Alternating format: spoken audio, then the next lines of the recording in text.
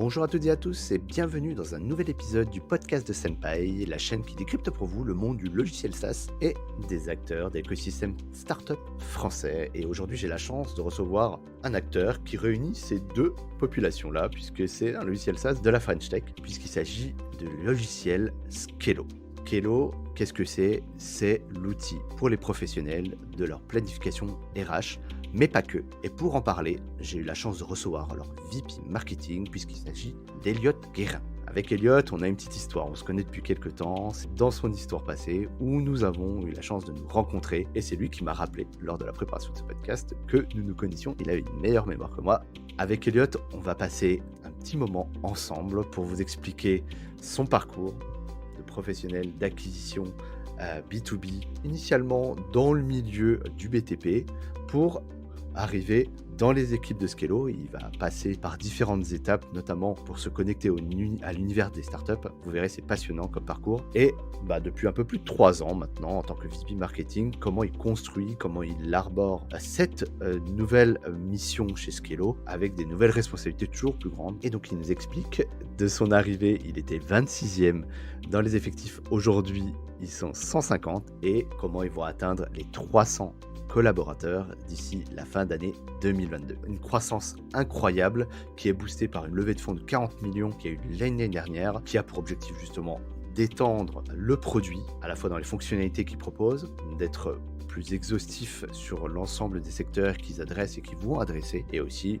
une ambition internationale pour répandre la solution au niveau européen. On va reparler de tout ça, vous verrez, c'est passionnant et de la bouche d'Eliott en plus, il nous diffuse son énergie qui est vraiment l'ADN de Skello. Restez jusqu'au bout puisque j'en profite aussi de la double casquette de Eliott et notamment sur ses connaissances en growth pour lui poser un peu des questions sur les tendances actuelles, ce qui va faire de la bonne croissance en B2B sur des marchés à la fois historiques et émergents, ces petits tips aussi qui font que aujourd'hui ils vont pouvoir atteindre leurs objectifs. Donc je pense que ça peut être hyper intéressant pour vous auditeurs si vous vous posez la question de comment chercher des canaux d'acquisition et comment on fait créer de la valeur et une marque forte. Il nous partage tout ça avec une grande clarté et je vous invite à écouter jusqu'au bout puisqu'on en parle tout au long du podcast. Avant de vous laisser justement avec Eliott, merci à toutes les personnes qui nous écoutent depuis le début, que vous soyez sur les plateformes de streaming Apple, Deezer, Spotify ou Google Podcast, mais également sur le site senpai.io/podcast. Ça nous aide vraiment de voir que tous ces formats-là vous intéressent toujours autant. En tout cas, ça nous donne du baume au cœur. Merci pour les gens aussi qui partagent et qui nous mettent 5 étoiles sur les plateformes. C'est vraiment hyper important pour le référencement et continuer du coup à entretenir la machine. Et écoutez, j'ai assez parlé. Je vais vous laisser maintenant avec mon interview d'Eliott Guérin, VP Marketing chez Skello. Très bonne écoute sur le podcast de Senpai. Salut Eliott et bienvenue. Salut David, merci beaucoup pour l'invitation. Je suis ravi d'échanger avec toi aujourd'hui. Exact. Écoute, merci d'avoir accepté l'invitation. Donc, tu es VP Marketing depuis plusieurs années maintenant chez Skello. On va revenir un petit peu sur ton histoire. Mais est-ce que pour les gens qui ne te connaissent pas, tout simplement, présenter un petit peu ton histoire, ton parcours et revenir à la fin sur le sujet aujourd'hui qui est Skello, l'entreprise dans laquelle tu travailles aujourd'hui. Ouais, avec plaisir. Du coup, moi, je m'appelle Elliot, j'ai 31 ans. Ça fait maintenant 3 ans, un peu plus de 3 ans même, depuis fin 2018 que je travaille chez Skello. Quand je suis arrivé, on était 25. Aujourd'hui, on est 150. L'équipe grandit beaucoup. Et aujourd'hui, je gère toute l'équipe marketing. Donc on est une dizaine de personnes réparties entre la partie growth acquisition et la partie brand et communication. Avant d'être chez Skello, j'ai bossé pendant plusieurs années dans une entreprise qui s'appelle MyBest Pro. C'est à l'époque où j'y étais, c'était une filiale de Vivendi. Donc c'était hyper intéressant comme expérience parce qu'en gros, on avait quand même des financements qui étaient assez conséquents, hein, d'un groupe de divertissement, d'un groupe de médias qu'on connaît tous, appliqué sur une filiale qui était à taille humaine, tu vois, on était 100, 150. Et en fait, le taf là-bas, moi j'étais en charge de l'acquisition des leads donc B2B et B2C, parce qu'en fait, c'était plein de marketplaces différentes. Donc de la mise en relation entre particuliers et professionnels. Il y avait des sites comme Wengo.com sur du conseil d'experts, des sites comme Habitat Presto, Mhm. le génie des travaux, donc mise en relation avec des artisans, jurytravail.com, qui est un énorme site dans la legal tech. Il y avait un concurrent de Doctolib aussi qui s'appelle toujours rendez-vous-médicaux.com. Bref, il y avait plein d'autres, Bordas aussi sur du soutien scolaire. Donc pendant 4 ans et demi, j'étais là-bas. C'était franchement une super école. J'ai tout appris sur l'acquisition, sur le marketing. Et surtout, ça a été un super tremplin pour moi parce que la dernière année, en fait, j'avais demandé une formation qui s'appelle Le Wagon, que tu connais certainement. Yes. Et en fait, j'ai adoré cette expérience pendant 2 mois et demi, hein, quasiment. C'était dingue. En 2018, c'est là où j'ai entendu parler de Skello. C'est là où j'ai rencontré Kitri et Emmanuel, les deux cofondatrices de Skello. C'est là aussi où tout s'est créé pour la suite. Et juste avant, donc en 2017, j'avais passé pas mal de temps chez The Family, qui à l'époque avait des super bureaux à Bastille. Et j'avais fait le programme Lyon. Donc en gros, c'est un programme aussi en plusieurs semaines où tu rencontres pas mal de boîtes de leur portefeuille. Donc j'avais pu échanger pas mal à l'époque avec Payfit, Doctrine, Nestor et plein d'autres. Donc ça m'avait permis aussi de mettre un pied dans l'écosystème startup qui, il y a 5 ans, 6 ans, était pas du tout autant développé qu'aujourd'hui.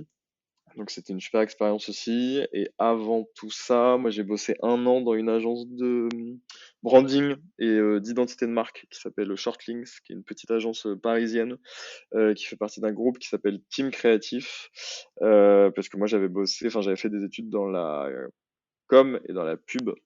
Donc voilà, tu connais mon parcours professionnel, mon cher David. Absolument. Bah, écoute, merci pour cette présentation et justement pour la petite anecdote, nous on s'est connus à l'époque de My Best Pro, parce que tu m'avais fait passer des entretiens, le feeling était bien passé. Et d'ailleurs, pour l'anecdote, tu t'en souviens bien mieux que moi parce que quand on s'est repris contact pour organiser le podcast, tu m'as dit: «Mais attends, David, on se connaît» et tu as une meilleure mémoire que moi en tout cas. Le temps file, c'était il y a déjà un bout de temps. Ouais, ouais, quand on sait même pas mettre le chiffre, c'est que c'était il y a quelque temps effectivement. Bah, justement, voilà, Mm. depuis cette expérience, on s'est pas forcément recroisés et en fait, c'est retombé là, quand tu es arrivé chez Skello, tu m'as contacté, on a été mis en relation et est-ce que tu peux nous parler de Skello? Sans doute que dans l'auditoire, des gens ont soit vu le logo passer, soit potentiellement des clients chez toi. Mais pour ceux qui connaissent pas, qu'est-ce que vous faites chez Skello? Alors, Skello, donc ça existe depuis 2016, donc 6 ans cette année. Nous, on est une solution SaaS, une solution de pilotage RH, donc pour tous les établissements dont les plannings sont complexes. Donc concrètement, nous, on est là pour optimiser l'organisation du travail et pour aider aussi à la prise de décision dans le pilotage de tous les coûts que tu vas avoir liés à tes équipes. Donc ça, c'est vraiment pour les managers et ensuite pour les employés, donc pour les personnes qui utilisent Skello dans leurs établissements. Nous, on est là pour faciliter la communication et évidemment simplifier leur quotidien et leur expérience de travail. Donc pour bien que tu comprennes et pour bien que tout le monde comprenne, nous, Skello, on est un outil, une solution qui s'adresse vraiment à toutes les personnes qui travaillent sur le terrain. Donc ça va être essentiellement des métiers dans l'hôtellerie, la restauration, les métiers de bouche, la santé, la distribution aussi. Aujourd'hui, on a 7000 points de vente. Donc on est installé dans 7000 lieux et derrière, tu as 150 000 employés, donc 150 000 utilisateurs de la plateforme qui se connectent tous les jours, qui vont sur l'appli pour échanger leurs chiffres, pour communiquer avec leur manager et leur équipe. C'est une boîte française qui a été créée à Paris, au Wagon d'ailleurs, on en parlait rapidement tout à l'heure, par trois cofondateurs, Kitri, Emmanuel et Samy. Et d'ailleurs, Kitri et Samy se sont rencontrés au Wagon. Donc, Belle c'est rencontre. canon aussi de voir, ouais, belle rencontre carrément. Et c'est canon de voir aussi qu'en 5 ans, 6 ans aujourd'hui, Skello, c'est 150 employés, plusieurs pays ouverts. Là, depuis quelques mois maintenant, on est présent en plus de la France, en Espagne, en Allemagne, en Suisse et en Belgique. donc territoire européen. Et tout l'enjeu cette année, bah, c'est d'accélérer la présence en Europe, d'accélérer les recrutements. On va doubler la taille de Skello, on va passer de 150 à 300 personnes d'ici la fin de l'année. On devrait être 500 à peu près d'ici la fin 2024. Donc vraiment là, on est en Belle phase de trajectoire. structuration, en phase de scale. Bah, merci beaucoup. Et l'idée, c'est vraiment d'aller chercher des expertises, d'aller chercher aussi des profils différents. Mais ça fait une bonne transition. Si tu veux, je peux te décrire un peu qui sont les personnes qui travaillent chez Skello et avec qui on bosse au quotidien. En gros, t'as un gros tiers qui sont des équipes en lien avec nos clients. Donc évidemment, tout ce qu'on fait chez Skello, c'est pour créer de la valeur auprès de nos clients. Donc un tiers des équipes qui sont des équipes pour former des clients, pour aller acquérir des clients et ensuite pour aller leur proposer la meilleure expérience possible sur Skello. Donc ça va être des sales, hein, des BDR, des SDR, des account executives. Ça va être des customer success managers. Ça va être des gens qui vont aussi faire de l'upsell, donc qui vont proposer des options et des packs supérieurs à nos clients. Ensuite, tu as un gros tiers des équipes qui sont des équipes qui vont concevoir le produit, qui vont concevoir la solution, donc des équipes techniques, des équipes produits, de plus en plus. On recrute beaucoup sur ces pôles-là. Ah, Et le dernier tiers des effectifs, ça va être toutes les fonctions qui sont transverses et qui sont en support des autres équipes et en support des marchés. Donc, bah, typiquement, le marketing, nous, on est une équipe globale, la finance, les opérations, le recrutement, les RH, donc tout le reste. Et donc, tout ça, ça fait 150 aujourd'hui. Là, on est début 2022. On recrute énormément. Là, en ce moment, les batchs, nous, en fait, on fait rentrer les nouveaux collaborateurs en début de mois. En janvier, on a fait rentrer 25 personnes. En février, 15 personnes. Là, en mars, on est en train de boucler le batch de mars. On va être entre 15 et 20 personnes. Donc, c'est vraiment un moment de boîte, un vrai moment c'est clair. d'accélération. Et après 2 ans de Covid, ça fait du bien de vivre ça aussi. C'est assez dingue ce qui se Ouais, passe. parce que tu m'expliquais quand tu es arrivé, vous étiez une vingtaine, il y a 3 ans. Bah, c'est ça. Moi, j'étais le 26e en novembre 2018. Donc, tu fais les calculs. Ça fait une belle croissance, hein. 3 ans et 3 mois après, ouais, franchement, c'est canon de voir ça. Oui, donc justement, en termes d'organisation, aujourd'hui, vous êtes localisés tous à Paris? Parce que tu me parlais, par exemple, on voit sur le site que vous êtes présents également en Espagne et Allemagne, si je me trompe pas? Alors, on a des nouveaux bureaux là depuis quelques jours en plein cœur de Paris, dans le Marais, rue Beaubourg. Donc, on a un super immeuble, on a 7 étages. Donc, la majorité des effectifs aujourd'hui sont à Paris. Et là, de plus en plus, on va recruter dans les pays. Donc, on va recruter beaucoup à Barcelone, on va recruter à Berlin en Allemagne aussi. Et j'imagine des country managers et des Alors, les country managers, on les a déjà. Aujourd'hui, ils sont à Paris. À terme, ils ont vocation aussi à aller en Espagne et en Allemagne. Mais là, l'idée, c'est vraiment qu'on accélère sur des sortes de hubs en Europe. Les villes candidates, c'est Barcelone et Berlin. Et je pense que d'ici quelques semaines, quelques mois, on pourra se reparler. Je serais ravi de te dire que ces bureaux-là sont ouverts. En tout cas, en ce moment, on est en train d'aller chercher, tu vois, des endroits où on peut s'installer. beau challenge européen, en tout cas en prévision, hein. Carrément, Donc, ouais. on fait un petit appel, hein, du coup, s'il y a des gens qui nous écoutent et qui sont intéressés pour, se renseigner, ils peuvent aller voir directement sur votre page. J'ai vu Sur qu'il y avait une petite bannière skillo.io, donc, sur Welcome to the Jungle, tout est indiqué. Il y a des dizaines d'offres, hein. Je crois que là, en ce moment, il y a 70 offres ouvertes. Donc, vraiment, tout le monde peut trouver chaussure à son pied, comme on dit. yes, et le monde du SaaS n'aura jamais été aussi florissant et justement, en préparant ce podcast, tu m'expliquais les actualités chaudes, notamment, votre nomination au French Tech 120 qui a du coup amené pas mal d'actualités, notamment la visite du secrétaire d'État, dans vos nouveaux locaux. C'est, sacrée visite ça, dis donc. Ouais, on a eu Cédric O et Clara Chapaz, donc la directrice de la French Tech, qui sont venus bah, maintenant il y a 2 semaines. On venait d'avoir les bureaux, hein, ça venait de se faire. Ouais, ça faisait, je Tout sais frais. pas, ça Vous avait avez même fait pas la 10 jours, crémaillère quoi. avec, Exactement. monsieur le secrétaire d'État. Bah, c'est hyper cool. Après, c'est jamais un aboutissement en soi d'être dans un classement. Ça souligne aussi bah, tout le travail des équipes. Ça met en lumière tout ce qu'on apporte aussi à nos clients depuis 6 ans maintenant. Donc, bah, moi, à titre de manager et à titre perso, c'est une vraie fierté aussi d'être beaucoup plus identifié, de faire partie aussi de cette 120 entreprises en France qui génèrent de la croissance et qui sont en train vraiment de se développer hyper rapidement. Et maintenant, tout l'enjeu, bah, c'est de capitaliser sur la lumière qu'on a. On a des portes d'entrée au gouvernement, on a des portes d'entrée avec Clara Chapaz côté French Tech. Maintenant, c'est de faire en sorte bah, comment on met à profit cette lumière, on va dire, ou en tout cas ce temps médiatique qui nous est offert pour bah, porter les bons messages, aller adresser aussi bah, tous les enjeux qu'on a sur du recrutement qui sont hyper importants pour nous, aller adresser des enjeux aussi pour redire à nos clients que bah, tout ça, on le fait évidemment pour eux. Et après 2 ans, faut pas oublier que les clients de Skello, nos clients, ce sont des gens qui sont quand même en première ligne. Typiquement, les restaurateurs, les hôteliers qui n'ont pas pu ouvrir ou qui ont vraiment dû se réinventer en profondeur pendant des mois et des mois, c'est pas des métiers qui sont sortis indemnes de la crise. Et à côté de ça, on a aussi d'autres clients, typiquement dans la distribution et dans la santé, où il y a eu un pic d'activité, où il y a eu un rush qui n'était pas forcément maîtrisé et pas forcément connu avant cet épisode totalement dingue du Covid.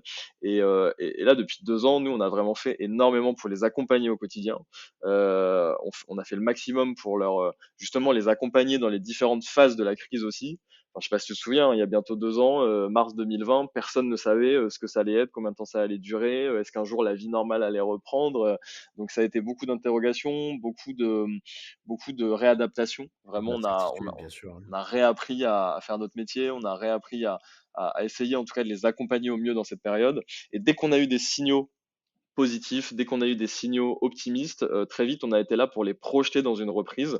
Donc bah, ça s'est passé plusieurs fois en 2020 et en 2021 pour leur dire bah on sait que c'est dur. On est totalement conscient de ce que vous vivez.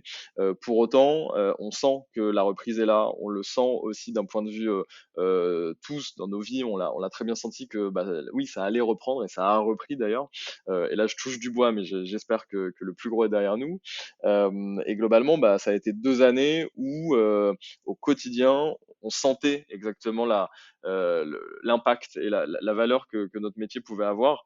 Il y a des petits trucs que je t'avais partagés, mais globalement, quand on a eu en fait, on a essayé de sortir énormément d'innovations pour faire en sorte que nos clients puissent passer cette période euh, bah, de façon la plus sereine possible, même si c'était pas Ouais. forcément serein pour tout le monde.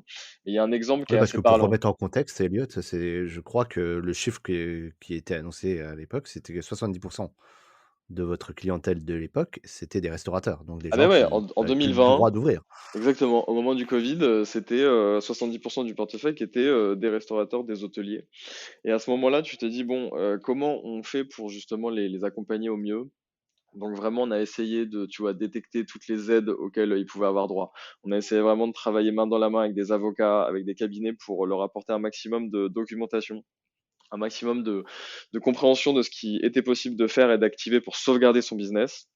Et ensuite, après, il y a eu une autre phase qui a été les couvre-feux, qui a été des règles différentes, mais tu pouvais quand même exercer ton métier. Mais par contre, tu devais fermer plus tôt ou tu devais jongler avec différentes équipes. Et il y a un système qu'on avait mis en Avec place des dans quotas Skello, aussi, ouais, avec des quotas. Et tu devais en fait, je sais pas si tu te souviens, mais pour te déplacer, tu avais un système d'attestation. Sauf que quand tu es une entreprise et que tu as des dizaines de salariés à mobiliser, pour créer des attestations qui changeaient en plus très souvent en fonction des horaires du couvre-feu, ça prenait un mmh. temps de dingue à toutes les équipes ressources humaines de tous nos clients. Et donc ce qu'on a fait, vu que on a toutes les données des employés de nos clients, en 2 clics, tu pouvais générer en masse toutes les attestations de déplacement pour tous tes employés. Et honnêtement, quand on a sorti ça, on a eu des RH qui nous ont appelés en disant mais merci beaucoup, vous nous faites gagner un temps de dingue.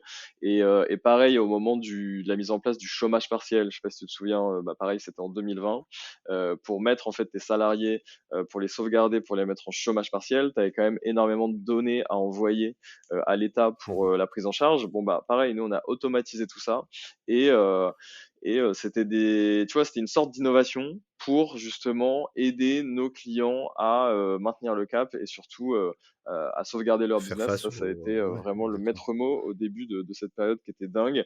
Et ensuite, comme je te l'ai dit, porter un message optimiste, porter un message de reprise. Et vraiment, on a accompagné nos clients dans reprendre en main l'outil. Parce que tu imagines, si tu as pendant, je sais pas, 5, 6, 7, 8 mois, tu t'es pas connecté sur Skello, bah, nous, en attendant, l'outil il a quand même bien évolué. On a rajouté beaucoup d'innovations dans le produit sur les 2 dernières années. On les a repris par la main, on les a formés. Tu as eu beaucoup de sessions collectives aussi de webinars, de formation à l'outil pour que bah, dès que tu dois reprendre, tu puisses au maximum utiliser 100% des possibilités de l'outil pour staffer les meilleures personnes, avoir les bonnes tailles d'équipe, informer tous tes collaborateurs. Et ça, bah, on a été hyper fiers de pouvoir le faire aussi dès la moitié de l'année 2021 avec cette fameuse reprise qu'on a eue entre mai et juillet 2021.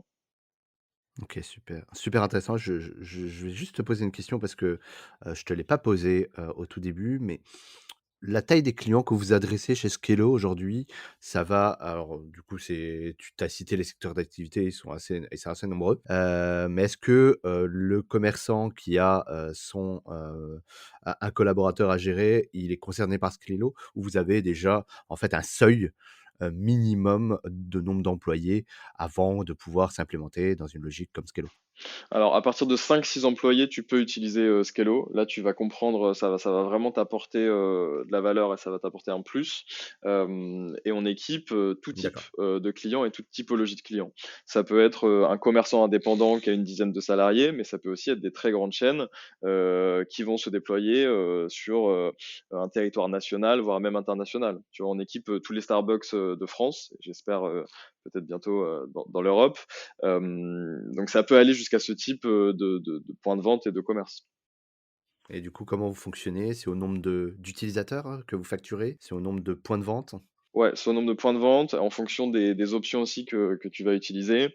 Typiquement, t'es un client qui veut savoir à quelle heure tes collaborateurs arrivent et partent. Bah, ça, c'est une option qui s'appelle la badgeuse. Et ensuite, tu choisis ton pack qui va correspondre à tes besoins. Si tu as des gros besoins, tu vois, en data, en compréhension de ce qui se passe dans tes points de vente, tu vas pas forcément prendre le même pack que si tu as un usage un peu plus basique. Et en tout cas, oui, c'est au nombre de points de vente en fait que tu vas être facturé. D'accord, et tu en as cité quelques-unes, tu as des fonctionnalités, des innovations, mais si tu veux en retenir les principales chez Skello aujourd'hui pour que les gens comprennent bien, c'est quoi les fonctionnalités phares de Skello? Alors, le cœur de Skello, c'est la planification. Donc, tu as tous tes employés. Et ensuite, tu vas leur attribuer ce qu'on appelle des shifts pour leur dire donc des plages horaires.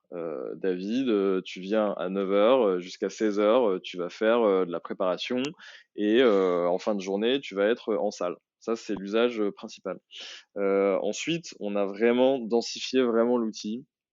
Donc toute la partie qu'on appelle SIRH. Donc tu as des documents à faire signer à tes collaborateurs, tu as des avenants, tu as des contrats, tu as je sais pas, des périodes d'essai. Bah, tout ça, tu peux le stocker dans Skello.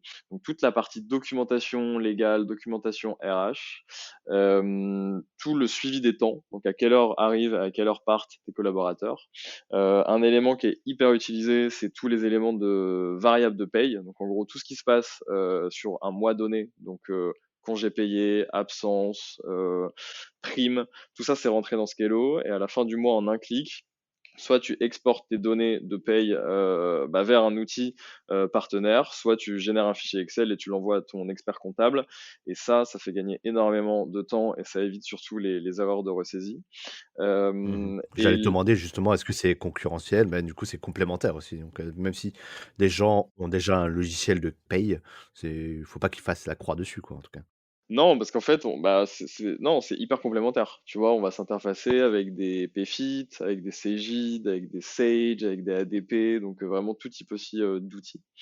Et ce qui est hyper intéressant, c'est qu'aussi en amont, on va récupérer toutes les données de chiffre d'affaires. Donc, on va être connecté avec des outils de caisse aussi, des outils de data. Donc, vraiment, tu vois, le fait d'être au cœur d'un écosystème et de faire en sorte que d'un point de vue client, ça soit le plus transparent possible. Ça, c'est vraiment aussi la volonté qu'on va avoir de plus en plus pour faire en sorte que, bah, en fait, tu vois, ton parcours utilisateur, ton parcours client soit le plus fluide possible et qu'on réduise au maximum toutes les frictions que tu pourrais avoir de type j'exporte un fichier, j'arrive pas à l'importer dans mon autre outil, je dois faire des copier-coller, voilà, tout ça, ça n'a aucune valeur aujourd'hui en 2022. Au maximum, on va automatiser ça, au maximum, on va apporter de la valeur sur le marché, quoi. C'est les comptables et les CFO qui doivent être très contents d'entendre ça. Bah, tu sais que les comptables, pour nous, c'est un super relais, ce sont des super ambassadeurs pour nous, parce que globalement, une fois que tu as un client chez un comptable, il a tout intérêt à pousser Skello aussi auprès de ses autres clients. Donc oui, ce sont des super ambassadeurs. Et justement, moi, je te pose la question pendant que, elle me vient à l'esprit comme ça, Elliot. Je suis pas du milieu, moi pas particulièrement. En tout cas, je me suis intéressé au sujet, en préparant ce podcast. Mais comment on faisait avant Skello? Est-ce que tu peux nous dire un petit peu les moyens qu'ont aujourd'hui ou qu'avaient avant, pardon, les responsables que vous adressez chez Skello pour justement faire ce que vous faites? Le bon vieux papier, ça, indétrônable. Tu écris à quelle heure tes collaborateurs doivent venir et quel jour. Excel, Encore évidemment, aujourd'hui, vous mais rencontrez bien des sûr, mais clients qui bien sont en sûr, train bien d'utiliser ces sûr. process-là? De moins en moins, mais il y en a toujours énormément. Et Excel, Excel, ça reste quand même quand tu as ton commerce, quand tu as ton restaurant, quand tu as ton point de vente, ça reste au début, en tout cas, une façon de gérer tes employés, de gérer tes RH. Bon, c'est pas du tout le meilleur moyen, mais c'est vrai qu'avant, en tout cas, c'était le papier, c'était Excel, et aujourd'hui, c'est encore beaucoup, beaucoup, beaucoup ces deux outils-là, ouais. Non, bah, très clair. Écoute, je pense que ça ça répond à ma question et justement, quelles sont un petit peu les fonctionnalités en ce moment qui ont le vent en poupe, les prochains développements que vous êtes en train de faire à la plateforme avec ces nouveaux objectifs? Parce qu'on l'a pas mentionné, vous avez fait une levée de 40 millions l'an dernier qui va booster tout ça, tous les objectifs de recrutement que tu as cités, d'expansion au niveau européen. Mais en termes de produits, tu le disais, il y a beaucoup de recrutement sur ce sujet-là parce que j'imagine qu'il y a un gros focus pour que le Skello soit encore, ben, s'adresse encore à une clientèle plus large. Du coup, qu'est-ce qui vous attend, tu vois, en termes de fonctionnalités? Tout l'enjeu, effectivement, c'est d'avoir un produit qui apporte un maximum de valeur à nos clients. Et comme tu l'as compris, aujourd'hui, on a de plus en plus de clients différents. Euh, Quand en 2016, Skello, c'était un outil qui s'adressait uniquement à l'hôtellerie et la restauration, on connaissait évidemment nos clients et on avait créé Skello sur mesure. Aujourd'hui, on a trois types de clients. On a donc ce qu'on appelle l'hospitality, hôtel, café, restaurant. Mais depuis 3 ans et demi, on a aussi tout ce qui est le retail et tout ce qui est la santé. Donc là, l'idée maintenant sur ces trois grosses verticales, ça va être de créer des fonctionnalités qui vont être vraiment dédiées. Je peux te prendre un exemple sur la santé. Là, on a sorti pour la première fois une fonctionnalité qu'on a créée pour un secteur, donc pour Skello Health, pour la santé. C'est un système de compteurs, donc c'est des systèmes de compteurs en roulement, donc ça c'est un truc très précis pour la pharmacie. Ça typiquement, on n'a pas vocation à le développer, à le diffuser pour la restauration, parce que c'est pas du tout un fonctionnement que tu vas avoir dans la restauration. Mais l'idée, c'est vraiment d'avoir de l'innovation au plus près, au plus précis de nos cibles et de nos clients. Et donc pour faire ça, effectivement, on a levé 40 millions d'euros en septembre 2021 auprès de Partech et aussi de nos investisseurs historiques Xange et Aglaé Venture. Et effectivement, pourquoi on lève maintenant? C'est justement pour accélérer l'innovation. Et il y a une technologie qui illustre ce qu'on est en train de faire. C'est une technologie qui s'appelle Smart Planner. Smart Planner, c'est vraiment le futur de Skello. Bon, c'est live depuis plusieurs semaines, plusieurs mois maintenant. On a plusieurs clients qui l'utilisent pour vraiment, tu vois, devenir des vrais ambassadeurs et nous faire un maximum de retours pour qu'on puisse optimiser au maximum cette technologie. Smart Planner, c'est globalement, ça va prendre toute l'intelligence du manager, toute l'intelligence des équipes et surtout toute l'intelligence qu'on a dans Skello. Aujourd'hui, on a 6 ans de recul, comme je te le disais. On a 150 000 utilisateurs sur la plateforme. Avec de la data, avec du machine learning, on sait en tout cas de plus en plus, on va savoir générer la meilleure version du planning possible pour ton établissement en tenant compte de tous les paramètres, à la fois, exogènes et endogènes. Donc en gros, tout ce qui concerne en lui-même ton point de vente et aussi tous les éléments externes. Et ça, dans une période, post-covid où il y a eu quand même énormément de règles qui ont changé, où il y a eu énormément de modifications, toutes les 2 semaines, toutes les 3 semaines des règles. Tu vois, tu parlais des jauges, tu parlais des horaires d'ouverture, tu parlais des enfin, il y a eu vraiment des dizaines et des dizaines de modifications sur les 2 dernières années. Là, l'idée, c'est qu'on se dise, on connaît tes employés, on connaît tes objectifs, on connaît aussi tes contraintes. En un clic, Smart Planner te génère ton planning au plus près de ton quotidien et de ce que tu dois vraiment adresser dans ton point de vente. Donc ça, aujourd'hui, on le teste avec des centaines de clients. Et l'idée, c'est que ça soit déployé aussi en masse dans les mois à venir, quoi. Non, mais c'est incroyable cette, philosophie que vous avez et je pense que ça s'entend aussi dans la manière dont tu en parles et c'est vraiment votre ADN. C'est pas bullshit pour le coup parce que j'ai pu parler à quelques personnes de chez Skello et on le sent. C'est quelque chose qui est hyper important et qui vous anime et vous pousse justement à améliorer et là, tu expliquais tout à l'heure, le cas de 2020-2021 où on a été à des phases de confinement et ça a été un peu en pointillé l'activité et ça montre en fait votre agilité là-dedans, quoi. Donc hyper intéressant et encore, que ça promet en fait, quand même des de belles innovations pour plus tard et justement je voulais, profiter que tu sois là, puisque en plus tu es un peu, un dinosaure, hein, chez Skello si tu me permets. Tu es quand même là depuis quelque temps et tu me disais qu'il y a de plus en plus de personnes que, tu rencontres pour la première fois chez Skello parce que vous recrutez voilà, il y a plein d'objectifs à atteindre donc les équipes se musclent. Mais toi, de ton point de vue, sur ton rôle de, VP marketing, est-ce que tu peux nous expliquer un petit peu comment ça se passe? Là, on va vraiment rentrer dans le cœur du sujet, hein, parce que maintenant je pense que tout le monde a bien compris ce que vous faites et vos enjeux. Mais tu vois, justement, par rapport à ta position, Elliot, comment ça a évolué et quels sont un peu tes challenges, toi, au quotidien? Bah, globalement, en 3 ans, chaque année, ça a été tu vois, une nouvelle phase. Donc, la première année, mon arrivée, il y avait pas de marketing, il n'y avait pas de fonction marketing avant que j'arrive. Donc moi, je suis arrivé vraiment pour explorer, pour tester, pour lancer des pistes, lancer des expérimentations et ensuite imaginer une équipe, donc évidemment une équipe d'experts autour de moi pour, se dire quel sujet on va adresser en priorité pour, évidemment se dire où est-ce qu'il y a, un intérêt pour nous et où est-ce qu'on a le plus d'impact. Donc l'année 1, ça a été beaucoup de tests sur, évidemment nos canaux d'acquisition. Comment on fait pour aller, détecter, pour aller échanger, pour, vraiment apporter du contenu, à nos futurs clients, donc à des prospects. Donc ça a été vraiment de mettre en place une vraie stratégie d'acquisition de clients pour Skello, et un gros travail, dès 2019, sur notre identité, sur notre positionnement et sur notre plateforme de marque. Très tôt dans l'histoire de Skello, on a bossé sur justement le branding parce qu'on est convaincu que pour construire une marque globale, pour construire une entreprise globale, il faut une plateforme de marque qui soit la plus dense possible et la plus travaillée possible. Et en 2019, quand on l'a fait, on était encore une jeune boîte et honnêtement, ça nous a fait gagner énormément de temps. Ça nous a permis d'être beaucoup plus sharp et beaucoup plus précis quand on doit se décrire déjà en interne et surtout en externe.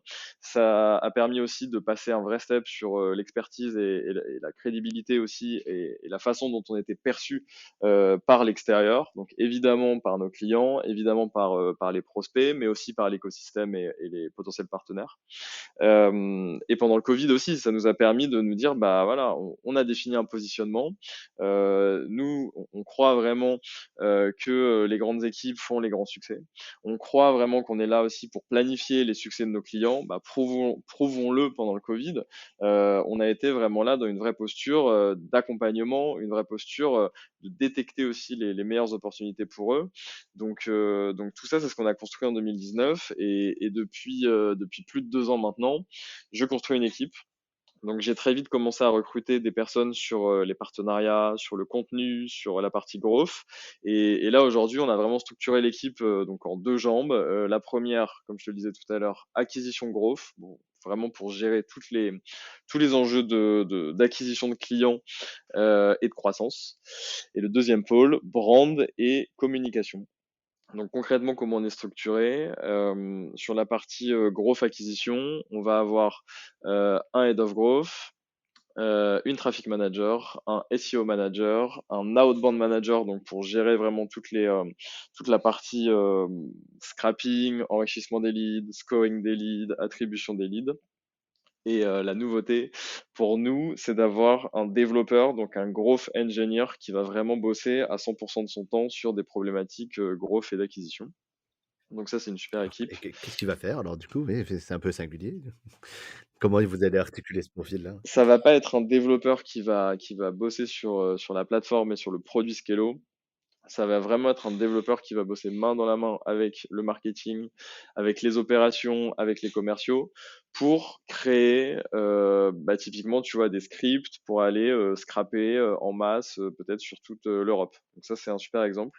Pour aller au-delà des usages que tu peux avoir, tu vois, assez traditionnels qu'on peut avoir aujourd'hui dans toutes les scale-up, d'utiliser des outils en no-code. Tu peux faire énormément de choses avec ces outils et franchement, c'est top, hein, c'est canon. Mais une fois que tu as passé un certain step, tu as besoin d'aller plus loin. Et ça, tu peux le faire justement avec un développeur. Donc, bon, je l'ai pas encore trouvé, hein. D'ailleurs, s'il y a des gens qui veulent nous rejoindre sur une position de growth engineer, on recrute. Ah bah, on appelle la candidature, c'est quoi le type de profil que tu recherches du coup? Bah, ça va être des développeurs, soit qui ont déjà bossé sur du produit et qui aujourd'hui veulent se réorienter pour être plus en lien avec des équipes business, des équipes clients, des équipes growth, des équipes marketing. Ou alors ça peut être des gens aussi qui ont évidemment une vision business et qui savent coder, qui ont des notions vraiment poussées de code. Donc ça peut être les deux types de profils. Donc n'hésitez pas à postuler là-dessus, On mettra les infos en description du podcast si les gens avec sont plaisir, intéressés en tout cas. avec plaisir. L'appel est fait. Et donc dans la deuxième équipe, donc l'équipe brand et communication, bon là on est quand même plutôt bien structuré. On a vraiment accéléré cette équipe et toutes les expertises qu'on a dans cette équipe depuis un an. Donc pour que tu comprennes, on a Lorraine qui est notre Global Brand Manager. On a Maxime qui gère toute notre stratégie de contenu. Maxime, il a bossé plusieurs années chez Airbnb et il est chez nous depuis 2 mois. On a Cédric qui est notre designer. Pareil, Cédric, il a bossé une dizaine d'années dans des agences créa parisiennes. Australie et BETC pour ne pas les citer. Benoît qui nous rejoint pour gérer tous les événements en Europe de Skello. Benoît, il a bossé très longtemps chez Generali et à la NBA. Donc aujourd'hui, c'est cool parce que tu vois, on arrive aussi à attirer ce type de profil. Donc c'est hyper positif pour nous. Donc en fait, c'est des vrais rôles d'experts, faire en sorte que la marque se déploie vraiment sur un territoire beaucoup plus global, beaucoup plus européen. Et là, ce qu'on est en train de faire, c'est alors on va pas gommer le fait qu'on soit une boîte française, pas du tout, mais en tout cas, on va peut-être plus, tu vois, rajouter du sens et de la lecture pour des clients, pour des marchés qui ne sont pas en France. Et il y a un gros taf aussi qu'on est en train de faire sur notre tone of voice, sur la façon dont on va se décrire, dont on va entrer sur un marché. Et ça se fait pas forcément de la même façon en France qu'en Allemagne ou qu'en Espagne. Super intéressant et pendant que tu parlais là, je me demandais un peu, si tu peux nous partager quelques, KPI de réussite, toi de ton côté, sur la partie growth. Comment vous chiffrez ça? Comment vous mettez des objectifs? Quels sont un peu vos targets quoi, chez Skello, de ce point de vue-là?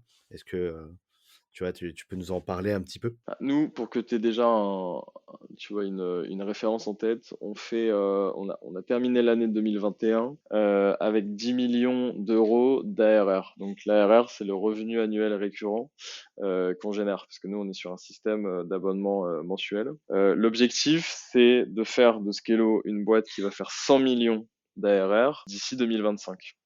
Donc on veut faire x10, c'est ambitieux, mais justement si on veut dérouler ce projet-là, l'inbound, la brand doivent être hyper complémentaires. La notoriété va faire en sorte qu'on va avoir de plus en plus de demandes entrantes.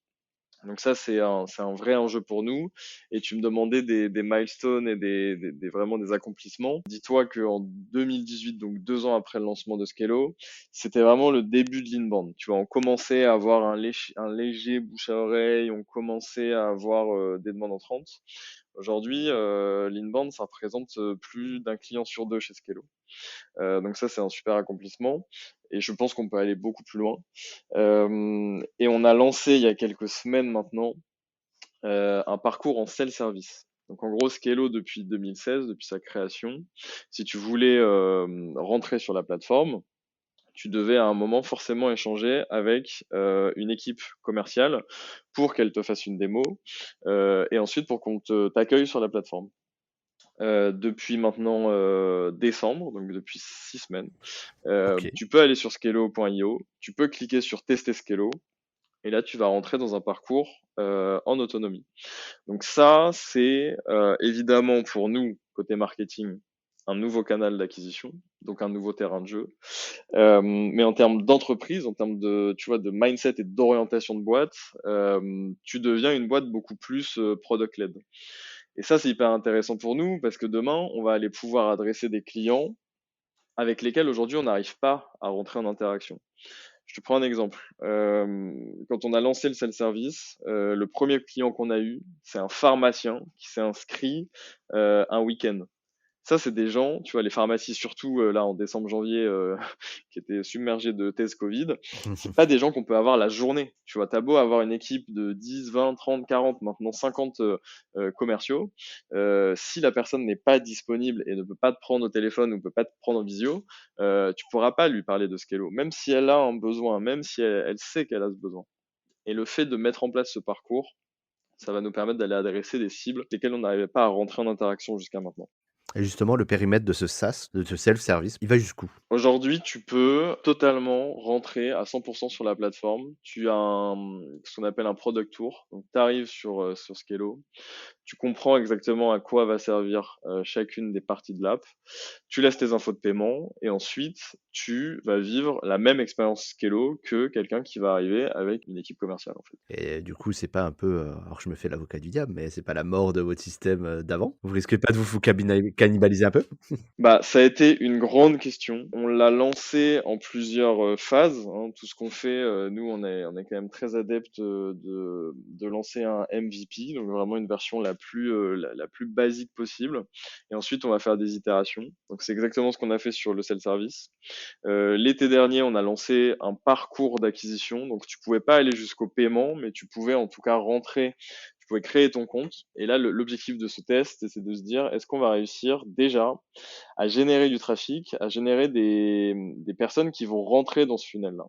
Bon, bah, la réponse, ça a clairement été oui. C'est pour ça qu'ensuite, on a développé tout le funnel pour s'inscrire, pour donner tes infos de paiement et pour rentrer sur la plateforme. Et aujourd'hui, ce qui se passe, c'est qu'en fait, nos commerciaux vont traiter une autre typologie de lead. Ça va quasiment être enfin, tu vois, des personnes qui ont fait un abandon de panier. En gros, tu es rentré dans le funnel, t'es pas allé jusqu'au bout. Bon, bah là, il faut rappeler tous ces gens-là qui n'ont pas converti parce que certainement, il n'y a pas eu assez de réassurance, ils n'ont pas bien compris comment ça allait fonctionner, ils savaient pas quel pack choisir. Donc là, en fait, tu crées une nouvelle porte d'entrée. Il y aura toujours de la demande de démo, ça c'est une certitude. Il y a énormément de clients qui ont besoin de, tu vois, d'être pris par la main et de comprendre exactement comment ça fonctionne. Donc c'est pas annule et remplace, loin de là. Et surtout, ça va nous permettre aussi de focaliser nos efforts commerciaux en chasse vers des comptes qui ont plusieurs établissements, donc des comptes qui sont plus longs à rentrer en interaction, sur lesquels tu vois, tu vas avoir une connaissance de leurs besoins et de la façon dont vont fonctionner qui va être vraiment beaucoup plus dense que juste une personne qui a un seul établissement. Donc c'est hyper complémentaire et là on se rend compte qu'il y a des vrais effets de réseau. Tu vois, une personne qui va rentrer sur le self-service va ensuite potentiellement pouvoir le dire à d'autres personnes de son réseau. Ces personnes-là vont demander une démo et inversement. Donc en vrai c'est hyper sain et ça rajoute une porte d'entrée supplémentaire qu'on n'avait pas jusqu'à maintenant. Super intéressant et bah, là, du coup, vous avez 6 semaines, là, au moment où on enregistre ce podcast, mais bon, j'imagine que là, les prochains mois vont être assez décisifs en termes de résultats sur vos objectifs sur cette croissance-là. Donc, bah, en tout cas, merci Elliot pour, C'est vraiment le tout début. ouais, clairement. Bah, c'est très prometteur en tout cas, hein, d'après ce que tu me dis, ça a l'air hyper intéressant en termes contradictoires. Ça me rappelle beaucoup un peu, dans la philosophie, hein, j'entends bien, les logiques qu'on peut observer en B2C sur le e-commerce quand tu veux adresser de la vente en panier ou faire du referral quand tu as des ambassadeurs qui vont parler du bouche à oreille et c'est assez intéressant de voir comment vous vous appropriez ces codes B2C pour les mettre en B2B. Mais en fait, c'est tout notre enjeu. Tu vois, là, depuis la genèse de Scalo, nos, nos clients et en fait nos cibles de communication, c'était les buyers persona, donc les gens qui achètent la solution. Essentiellement des équipes de direction, des gérants, des managers. Aujourd'hui, si on veut créer une expérience Skello et si on veut créer une marque Skello, il faut que vraiment on arrive à parler beaucoup plus à nos utilisateurs finaux. Les fameux 150 000 employés de tous ces établissements, il faut qu'on les connaisse beaucoup mieux. Il faut qu'on leur parle, il faut qu'on leur propose du contenu pour que, in fine, ce soit eux qui soient les prescripteurs et les ambassadeurs de la solution. Je te prends un exemple. Tu travailles dans la distribution ou la restauration. Tu arrives dans un nouvel établissement. Donc, jusqu'à maintenant, tu avais Skello dans ton ancien établissement. Tu arrives, tu te rends compte que ton manager fait toute la partie gestion administrative et gestion RH sur du papier ou sur Excel. Premier réflexe que tu vas avoir, c'est de lui dire, bah attends, je comprends pas, t'as pas Skello. Et pour que ça puisse se créer, il faut déjà que nos utilisateurs finaux soient en interaction beaucoup plus forte avec nous et à terme, le plus rapidement possible, j'espère, on arrive à créer, tu vois, cette préférence de marque et cette expérience qui soit la plus fluide possible pour eux, pour que eux deviennent vraiment un super moyen de créer du referral. Mmh. Ouais, c'est les prescripteurs internes qui vont justement amener avec leur vision métier, à prendre pas cette solution, quoi. C'est hyper intéressant. Mais je peux te raconter un truc sur Swile, tu vois, on essaye vraiment on échange beaucoup avec Swile et globalement, je trouve que leur approche marketing et leur approche de brand, elle est excellente. En fait, tu te dis, aujourd'hui, tu rentres dans une entreprise qui utilise Swile, c'est exactement le même cas d'usage. En gros, tu es un salarié, on t'octroie une carte ticket restaurant Swile. Toi, en soi, t'as pas demandé à l'avoir, tu es hyper content de l'avoir, mais tu l'as pas demandé à l'avoir. Par contre, si ton entreprise n'a pas Swile, tu vas être là, mais attends, vous avez pas la carte. Et nous, il y a un truc qui s'est passé chez Skello, et ça, franchement, ça m'a marqué. Et j'aimerais à terme qu'on crée la même chose chez Skello. Quand on a déployé Swile pour tous nos employés, tous nos salariés Skello, tu as un groupe d'une dizaine d'employés Skello qui se sont pris en photo avec leur carte Swile en disant, ça y est, on est des Swilers. T'imagines l'expérience qui est créée là? T'imagines le Incroyable, hein? sentiment d'appartenance? Bon bah ça demain, je veux que ça y est, on est des Skelloers quoi. Et bah, c'est tout le mal qu'on vous souhaite parce qu'effectivement, c'est une belle réussite Swile en termes de branding, hein. Très, très fort. Carrément. Bah, écoute, super Elliot, je pense qu'on a fait un peu, j'avais pas mal de questions, mais je vois que l'horloge tourne et forcément, faut bien qu'il y ait une fin à tout et je pense qu'on pourrait en parler encore des heures. Peut-être un mot de la fin, tu vois, par rapport à ton métier. Comment toi j'avais une question parce que, tu as quand même 7-8 ans de bagages, acquisition, dans ce milieu B2B. C'est quoi, toi, un petit peu tes recos pour les gens qui sont dans les situations, similaires à la tienne, qui ont besoin de faire de la croissance dans un marché des fois hyper concurrentiel, qui ont pas forcément une marque forte? Tu as quand même dit pas mal de choses déjà, mais si on devait synthétiser un peu ta pensée et si tu devais faire des recommandations à des pairs comme toi? Casser les silos. Tu vois, il y a encore beaucoup trop d'équipes qui travaillent indépendamment. Pour moi, rien que dans une équipe marketing, si tu arrives à aligner les enjeux growth, les enjeux de communication, les enjeux de branding et les enjeux de product marketing, tu peux vraiment débloquer énormément de situations. Donc ça, c'est vraiment le premier conseil. Le deuxième, ça serait de penser, mais c'est hyper dur, hein, de penser de façon contre-intuitive. Pourquoi pas, tu vois, adresser des canaux totalement sous-exploités. Qui sont pas forcément les codes, du milieu, oui. Ouais, des trucs qui se font pas ou qui se font très peu. Je pense que ça, il y a un énorme enjeu, mais même pour nous, hein, Pour justement se sortir du lot? J'imagine que c'est pour ça que Bah, tu sortir du lot et on en revient, tu vois, in fine à comment tu vas toucher tes futurs clients. Ce qui compte, c'est comment comment tu arrives à les catcher, quoi. Et en fait, les canaux, qu'on utilise tous aujourd'hui en B2B et encore plus en scale-up, ils sont sursaturés. Donc il y a forcément des façons contre-intuitives, tu vois, auxquelles, ça nous vient pas forcément à l'esprit, qu'il faut aller adresser. Et le troisième, c'est de se former, à la data, se former, à la techno, se former à la tech.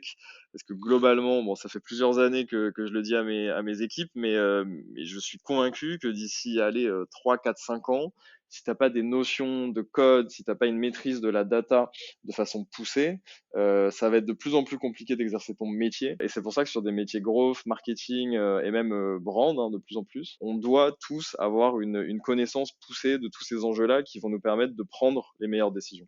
Eh ben, le message est passé, donc j'espère que tous les auditeurs auront pris note. Mais en tout cas, merci beaucoup Elliot. Je pense qu'on va pouvoir mettre tes coordonnées, si tu veux bien, dans la description du podcast. On pourra peut-être laisser Avec plaisir, ton LinkedIn. Tu es joignable sur cette plateforme? Tu es sur les réseaux un petit peu? totalement, avec grand plaisir. Ouais, Eh ouais, ben, ouais. c'est super. Je pense qu'il y aura beaucoup de questions à l'issue de ce podcast et justement pour partager peut-être des tips. Et en tout cas, très heureux de t'avoir reçu, Elliot. Merci de, de nous avoir Merci partagé tout beaucoup ça. David, c'était un vrai Sacrée plaisir. aventure qu'on surveillera avec grand plaisir et bonne continuation à toute l'équipe Scalo. Merci David. Salut Elliot. Merci d'avoir suivi cet épisode du podcast de Senpai. Si vous souhaitez soutenir la chaîne, rien de plus simple, partagez ou tout simplement parler du podcast autour de vous. Cela sera d'une grande aide, je vous l'assure.